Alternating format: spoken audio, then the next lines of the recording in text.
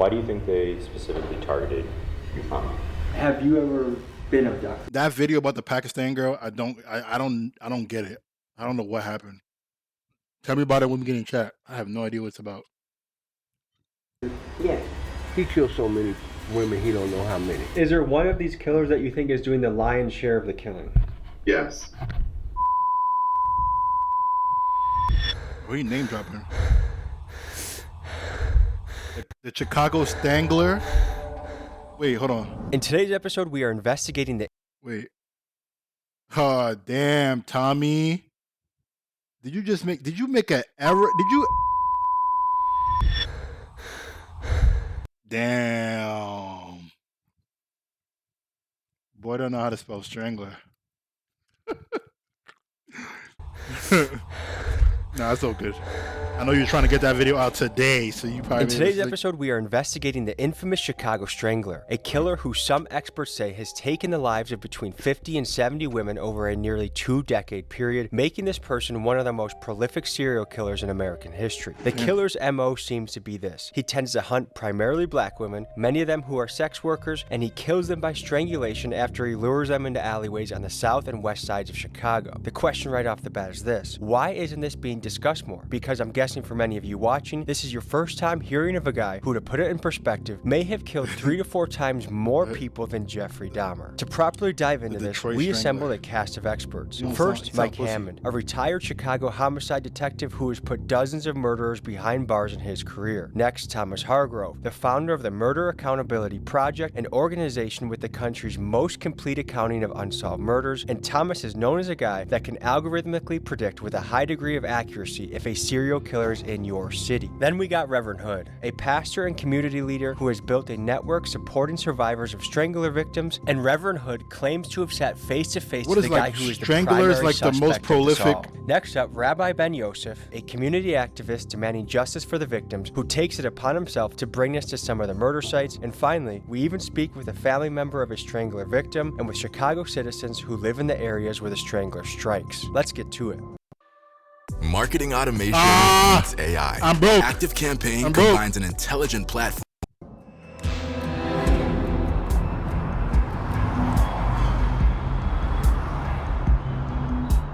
We're going to meet a community leader who's been tracking down these murders, trying to bring justice to these victims and their families. In fact, we're very close to a murder site where a murder happened 20 years ago in this alley behind me, and we're going to look into that. How many of these murders are unsolved? Pretty much all of them have been unsolved. And how many are we talking? We're talking 51 plus.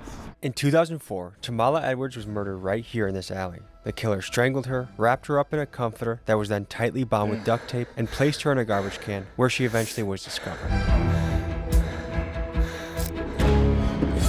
A lady by the name of Tamala Edwards was found in 2210 in a garbage can just like this in this alley 20 years ago. Yep. The way how these murders happen is, as you just said, a graphic example of no regard for human life. To put a human life within a garbage can, to say, I'm going to do this to this person, just goes to show how horrific and how much an outcry and outrage there should be within this city. Done. What comes to mind when people say the Chicago Strangler?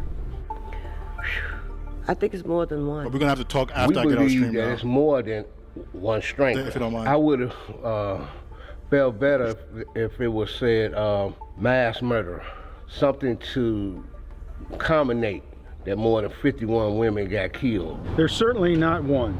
We know that for sure, because the 51, there's 21 different DNA profiles.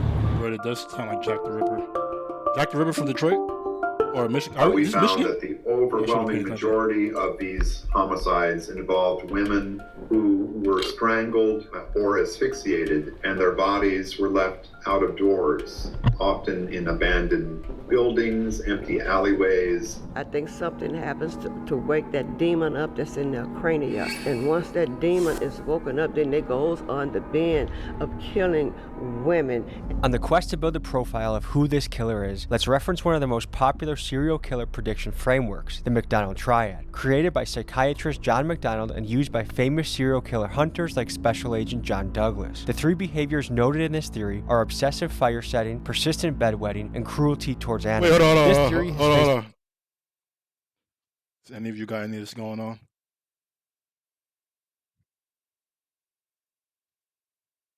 I know Chris definitely got bedwetting going on.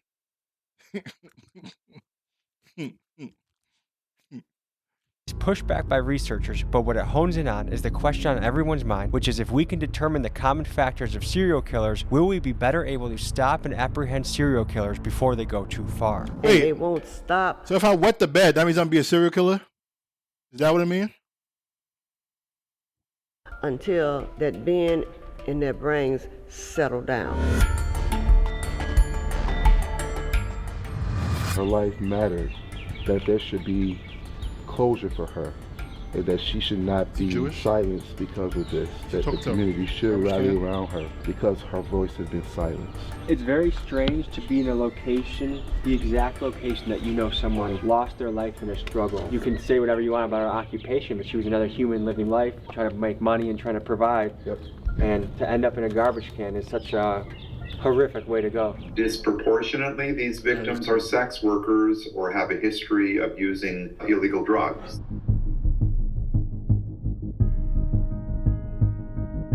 We go to great lengths to bring you guys inside scoops on a story. How sketchy would you say this is?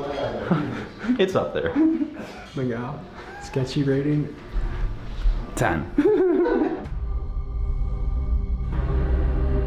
So is it common in your world to hear women that go missing? Yeah, you hear stuff all the time, like this 30-some-year-old white lady that they found on Lake Cook Road that was like 13 or 16 weeks pregnant when they found her, but she was missing for like 2 days.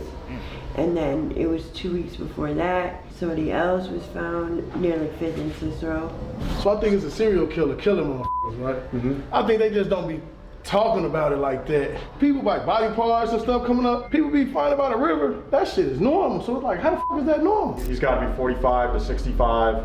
He's definitely a city worker, you know, because he knows the neighborhoods. He knows where the whole stroll is. He knows where to dump these girls. What makes you say for sure city worker? He understands what neighborhoods he can get away with it in and what neighborhoods he can't. White covered up. And he knows how to move. And he knows probably when the police changes are, shift changes. A lot of the people that get snatched up is like streetwalkers, right? Yeah. So what attracts a streetwalker faster? A white guy with some money, an older white man with some money. So it gotta be an older white male. But he's also targeting girls that are just hooked on shit out here. We asked a serial killer expert, and what he says, if you want to know the color of the killer, look at the color of the victim, and almost always it matches. Our most likely scenario is that there's something like No, 3 Jeffrey Dahmer multiple was victim killing killers. black people. 2 are African American and 1 is white. And how do you know that?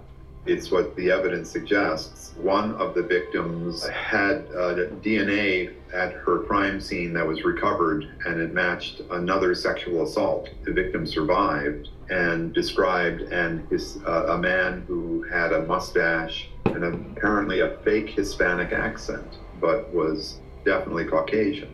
Have you ever experienced danger on the job? Yeah, so white guy used to like back up, and then literally he would make you take your shoes off, and it would be like dead winter. Like you'll have no shoes in the middle of dead winter trying to like get away. So it's a way to keep you under control. Strangler. I guess so you can. Yeah, exactly.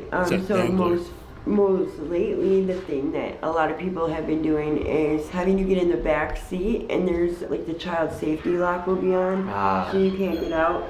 That's happened to you before? Yeah. Is that scary? Yeah. What do you do in that situation? It's like your heart sinks, like you just get that feeling. You're the highest risk profession for getting a serial killer. Right. What does that make you think? It's a risk, but sometimes people are like, don't feel like they have a choice, so. Hey, Robert Herjavec from Shark Tank. I'm a huge fan. Hey, what is your #1 tip for saving money?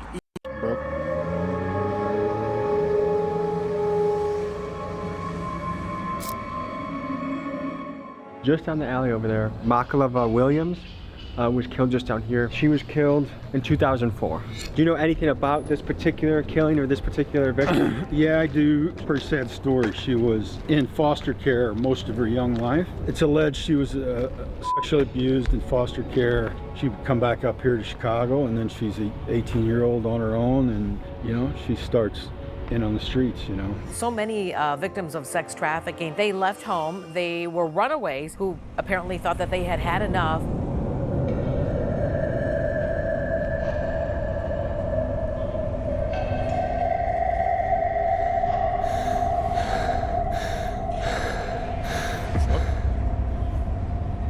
Clearly juice.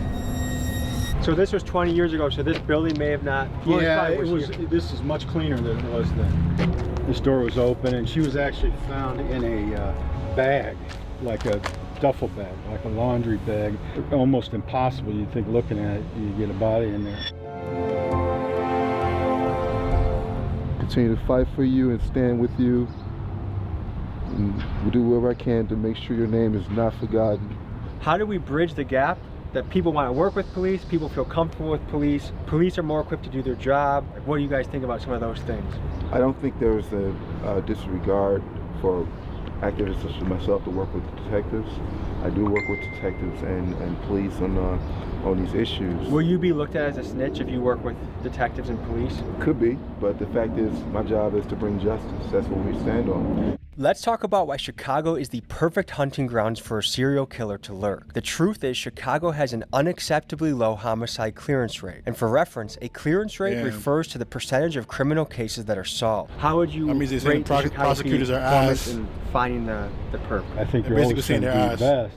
And you're trying to... No life has, to me and the people I worked with, no life has more or less value than another, because you're always talking to the victims' families, so you're trying to always do the best you can. Historically, Chicago's homicide solve rate has been concerning. In 2016, the city reported a clearance rate of just 21%, which is much lower than the national average of 60% at that time. In other words, 80% of the time, the murderer gets away. That is insane. The cycle keeps getting worse and worse. Worse, and it spans, and then we have another 20, 30 years. That's why everybody be shooting each other.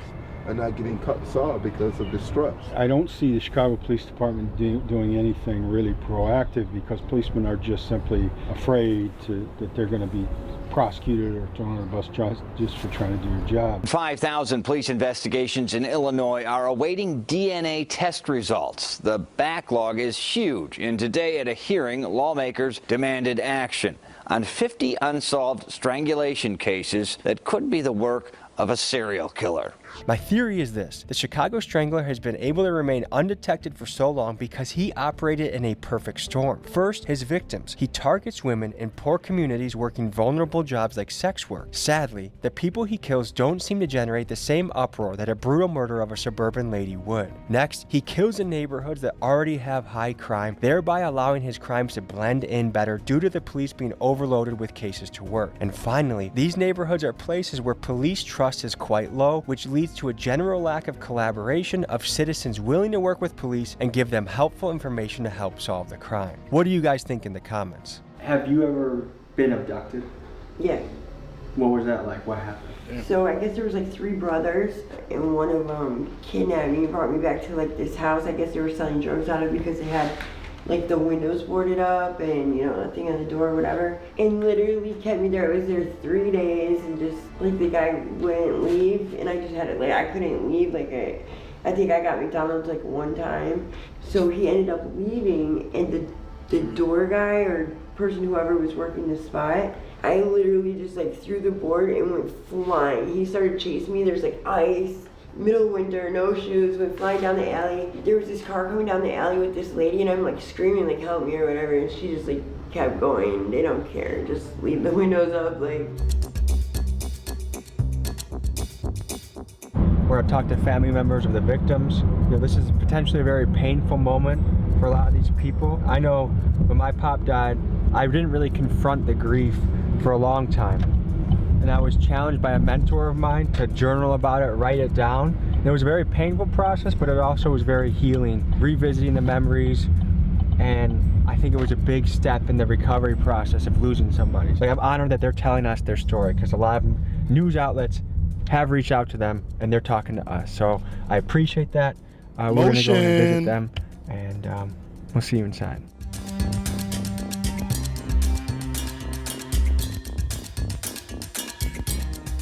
You know, I was involved in as far as from the homicide detective input thing. I mean, you got motion. The impact of the families, as Mike always tells you, know, and he's taking it to a whole nother level. But all detectives know we have to make those phone calls at 3 o'clock in the morning, And God bless you if you never had to make those calls or face-to-face, not even say calls, really face-to-face meetings for the most part and stuff, where you have to, give this bad news to people and stuff. It's like, that's probably like one of the hardest parts of the job. Can you imagine this young lady, how her life trajectory has changed, not having her mother here since she was 9 years old.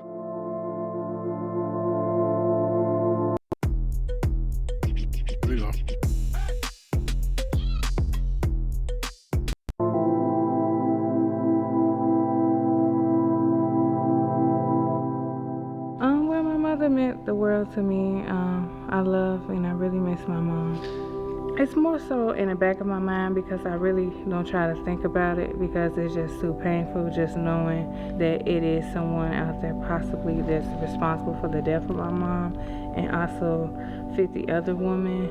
I want her to be remembered as a loving, caring, free spirit, very fun to be around person that loves her children. Why do you think they specifically targeted your mom? I think she was just at the wrong place at that time. She was probably stalked and watched. It was a familiar place, and I feel like, they knew her, seen her there before, so it's a possibility. They felt like, she was some type of target, so yeah, I think that's why. What are the consistencies among the victims that the Chicago Strangler is known for? Definitely strangulation. They have been known for body parts missing, torsos. On the west side of Chicago, it was in a 2-mile radius, the victims he killed. On the south side of Chicago, it could be up to 3 to 4 miles. South side of Chicago is a lot bigger, and we believe the number was a lot higher on the south side of Chicago, because this guy here either got off the train stop or somebody that was a professional known in the community to get away with something like a teacher or something of that sort that's been known in the community. That's what gets me when I look at those deaths. So this person is methodical, and any gaps makes me think he was either in jail or the hospital. Serial killers should never be off the streets. They all should be locked up and the key thrown away. I don't think that there's no help for them. Teeny weeny component of a cell is buried in their crania, and it is not going to go away unless there's some type of surgery that can be performed on those type of people. Is there one of these killers that you think is doing the lion's share of the killing? Yes, Darren Dion Vaughn.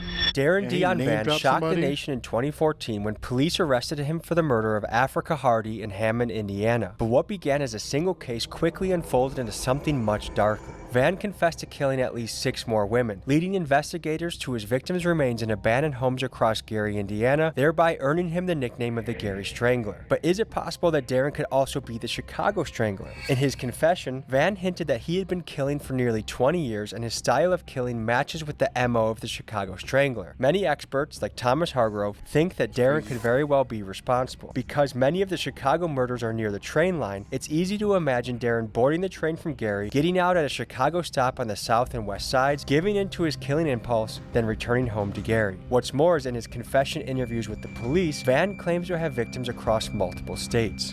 And Darren Vaughn told police in Hammond, Indiana, he's made a lot of mistakes.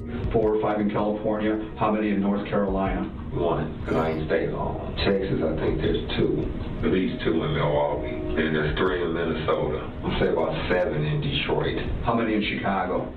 Chicago is a lot. One of the goals in setting out to do this was to try and solve some of these murders. And so with many of the fingers pointing towards Darren Dion Van, we sent him a letter and we reached out to the Indiana Department of Corrections portal in attempts to reach him. Now we have no idea if the letter that we sent to Wabash Correctional to Darren made it to him. Maybe it didn't make it past security. So we're still waiting for a response so that we can pursue those leads further. A theory of why Darren's claims of killing more women wasn't explored further is that Indiana investigators wanted to lock him away with certainty rather than complicate his case by making it federal. However, experts like Detective Mike Hammond would argue that Darren could not have possibly killed all these women. The Chicago Strangler is thought to have killed till 2018, and Darren, arrested in 2014, was already locked away in prison. And secondly, because of the multitude of DNA samples found in the victims, leading Mike to think that we are dealing with multiple killers. The problem is, with many of the victims being prostitutes, being found with multiple DNA samples is to be expected and just further complicates tracking down the killer. You had a conversation with Darren Dion Van, who some say is the Chicago Strangler, or one of the guys responsible for most of the bodies. Tell me about your conversation with him. He had no problem with talking about the girls he killed in Gary, Indiana, which is exactly 40 minutes from here. Gary, Indiana is across the street, basically, right? But when he talked about Chicago, he said he killed so many he can't remember. And to look at this man, this young man in his face, that was part of the armed services, that looked like he wouldn't even swat a fly, to tell you he don't know how many people he killed, it's sickening. That's crazy. And it hits me to the gut. I know. That's crazy. We're talking about 51. I know it's more than 85. There's no 85 connection bodies? to all 85, but What? there's still 85 women that's been killed in Chicago. We first detected him in Gary, Indiana, where he had was responsible for. But the crazy thing about all of this is that having a 20% conviction rate in a city, bro. I'm surprised more people don't go there and do crime. That's crazy. The Southern District in New York has a 95% conviction rate, and I think the only cases they lost was the Murder Inc. one, and listen, I don't know. There's probably like another mafia one that they lost. But Southern District got a 95. Chicago, they got 20%. That means if I go there and rob a bank, there's an 80% chance that I might get away. That's not bad odds. I ain't gonna lie. That's not bad odds. That's not bad odds. Most of a cluster of 15 murders of women. And then the algorithm signaled that there was a very similar cluster occurring in Chicago, a much larger cluster. And the Gary, Indiana murders go back to the 90s, but the cluster in Chicago started around 2001. And we think that's when Mr. Vaughn discovered the joys of public transit. We think he took the Chicago Transit Green Line into the city when he had what he called killing urges. Produced a map showing the body recovery sites of these 51.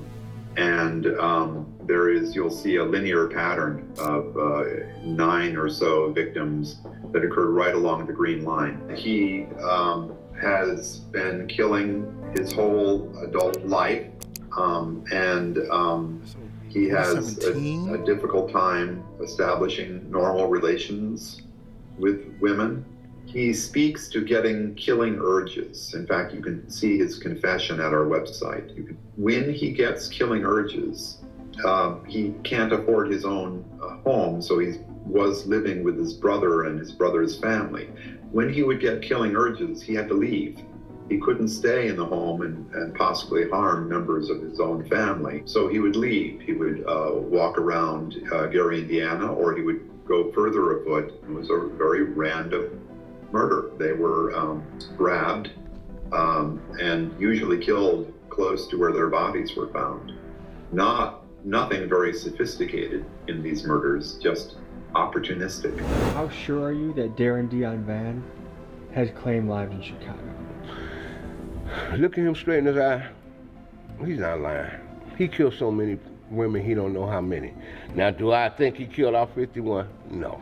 It would be nice to point the finger at Darren Dion Van, accuse him to be the likely suspect of all these murders, get some closure and move on. However, it is impossible that Darren did all these murders. There were 5 murders that happened between 2004 and 2005 that he couldn't have done because he was serving time in an Indiana jail. What he did was, in front of police, he threatened to kill his girlfriend by holding a gas can and lighter in one arm while the other arm was around her neck. There are an additional 5 murders from 2009 and 2013 that he couldn't have done because he was serving serving a 5-year prison sentence in Texas for a brutal sexual assault, so there are at least 10 murders from this period that Darren could not have done. This further supports Detective Hammond and Thomas Hargrove's theory that there are multiple killers involved, but unfortunately, it also further complicates this deadly mystery. When was the last time you were contacted by police regarding your mother's death? I was never contacted. They contacted my grandmother one time, and it was for identification purposes. When I got older, I contacted them, and they didn't even know anything. They barely knew who she was, and said like, "Oh, the case is Yep, Candace, I'm gonna check my DM. Or something like that, or they don't care." I'm gonna check my DM. What does that make you think? They just don't care. I will probably get on I don't think it's tomorrow. a complex case. I mean, she was from somewhere where she stayed, where she frequently visit and hung out at. So I mean, well, I just contacted you via DM. It should have been hard to find out. You know what I'm saying? Who done it? At least like gather like some type of information as to what happened. So some of the comments I've gotten is if all the victims were white ladies that were accountants or middle class, that the murders would have already been solved right now. But because a lot of the women are black women, minority women that are working the streets, no one cares, the cops aren't going to bother. What do you feel about that? Yeah, so in general, Chicago is pretty low on their success rate of solving any kind of murder. It's like 20 or 30%. It's really low. I don't think it's necessarily what color you are. Our conviction rate is wild. That a lot of those people have like left their homes or whatever. Their families used to them going on binges, missing, you know, so no one will be exactly looking for them right away. So no one's really sure where they are anyways. Yeah, and like a lot of people don't have families, so if they were to die, who's gonna know anyway?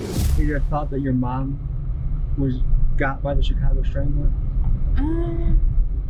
Part of me yes and no. Like a part of me feel like maybe it could have been somebody she knew, and then a part of me feel like it could have been a serial killer, Chicago Strangler. So we've heard about the crimes Darren may have committed, but what do we know about who this guy is? Little about his childhood is known other than he grew up in Indiana, and in 1991 he enlisted in the Marine Corps but received an other than honorable discharge after only 2 years in the service. The specific reasons for his discharge have not been publicly disclosed. What we do know about Darren is this: he has a notable criminal background. However, there is something potentially disturbing that we uncovered. According to a confidential source, he has been arrested over 75 times. However, most of his rap sheet has been redacted. Why? With guys like Jeffrey Dahmer and Ted Bundy, we have enough information about them to make a Netflix series. But when it comes to Darren, there's barely any information out on his past on the internet, and what is documented has been censored. Why? What were her injuries, if you don't mind me asking? Was she shot? No, she was strangled and just beat up real bad to the point where it damaged her brain severely. She was on life support for 2 years before my grandfather decided to pull the plug. I can't imagine what that's like going into a room with a family member that you love. They're disfigured, they're beaten up, and having. Yo, there's no way this nigga's comfortable. Yo, there's no way Tommy is comfortable. Like, why is that his knees? Where's everybody else's knees? There's no way my boy is comfortable, bro. I know. All right, I know I'm broke. I know I'm broke. I'm broke. Thank God these are quick.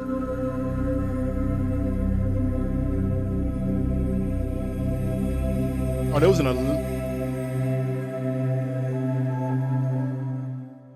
Tiana, so does this alley look familiar to you? Yeah, it does. And what's going through your head right now? Just memories and stuff with my mom. These are my last memories with her.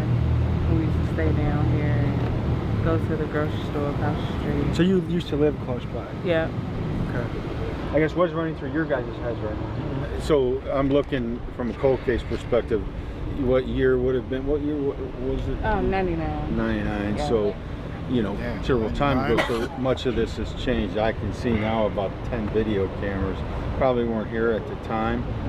There are probably buildings that were here, right, that were multi-unit buildings. So I want to know if I could go back and find out what buildings were there, were they multi-unit buildings, who lived there, and you can do that. It's a lot of work, but it can be done. You know, I'd be really wanting to look at the specifics of where she was discovered exactly, like within as many feet as I can, and things like that. So this is a tough place because it's pretty desolate. 2 questions. One for each of you is, at any given time, how many murders could a homicide detective be looking at once? It varied from 13 to 25, 30 times. But At then, once? you know, because I worked on a cold case, I would take on a lot of cases. So there is a perception that if you're poor or if you're black, that the police don't care as much about the murder. As a black detective, can you give the other side of the table? Yeah, well, I get the other side of the table, and some of that is accurate, you know. So I'm not here, you know. I mean, I love the police department, you know. I mean, it's gas, but I tell people all the time, but I'm not a spokesman for the police department. I mean, you know, there's some dog asses on the police department, some dog asses at the post office why you didn't get your mail on time, you know. That exists in every line of work. The police just seem to be highlighted and spotlighted more and stuff, obviously, and you know, for good reason in some cases. I mean, does it kind of blow your mind that someone could potentially get away with killing 50, 60, 70 women and not get caught? Yeah, it saddens me because it's like, how can you take a job and, you know what I'm saying, not even care about doing it properly, and especially when it comes to, you know, human life and women. If you could say a message to the Chicago Police Department, what would you tell them? I would just tell them, like, if it's possible, you take a second, you know, look, you know, I know you got other things going on and other things that you would do, but this is just important. If you could sit across from the strangler, what would you say to the guy? Yeah, I would just ask, like, why? Like, took my mom away, like, and it's crazy asking that. Cause It's funny, they always ask people, like, if you was to meet somebody who did something, like, terribly wrong to you, what would you do? And people always say, like, you know, I always ask why, you know, why. Well, for me, it reminded me of a conversation I had with my dad when I was younger. Do the person, you know, you feel like the person who did it, you know, do they deserve to die or whatever? And I was telling him, like, no, I don't feel like, you know, they deserve to die or whatever. And, you know, thank you, Candace. I was young back I then promise I will look at it stuff like that. tonight. But I, you know, now that I'm older, you know, adult, I you will know, look I at it kinda tonight, feel the same way. and I will message you. Know? you. Thank you, I appreciate it. Listening to detectives Love to work hard. change your perception at Fuck all? with it. Yeah, I know they got have you. a hard job to do, but you know, I just still can't. I still hold resentment towards them or whatever because it is my mom, and I feel like they didn't do everything that they could have done to try to solve the case. And I feel like the case wasn't too complex. It was things that I feel like that could have been done that wasn't done. Like, and I feel like they didn't care because of race. And do you think closure would make you feel better? Yes, closure would definitely make me feel better. It won't bring justice because my mom isn't I hope here, she but gets closure. definitely just knowing, She seems like a sweet you know, lady. what happened and why, you know, it happened and why they did this. Even if they say like, she oh, gets I closure. did it because I was high or something. You know, I'll take that. I'd rather, you know what I'm saying, have, you know what I'm saying, partially something on the plate than nothing at all, you know. Folks, the reality is there are still many cases, upwards of 50 to 70 women, that have not been solved. And our goal is to bring some closure to these cases. So if you have any connections to the Indiana Department of Corrections or ways of speaking to Darren Dion Van or know anything about these murders that might help solve them, please reach out to me at TommyGMcGee123@gmail.com because our goal is to help these cases become solved. And perhaps with you, the audience, we can crowdsource this happening. So email me, reach out if you have any leads. Thank you for joining me on this episode, and see you next week. Great Tommy G video. Great. Fuck with it. Good job. All right. I'll be right back. I gotta do something real quick. So enjoy the sweet sounds of the hammer towel.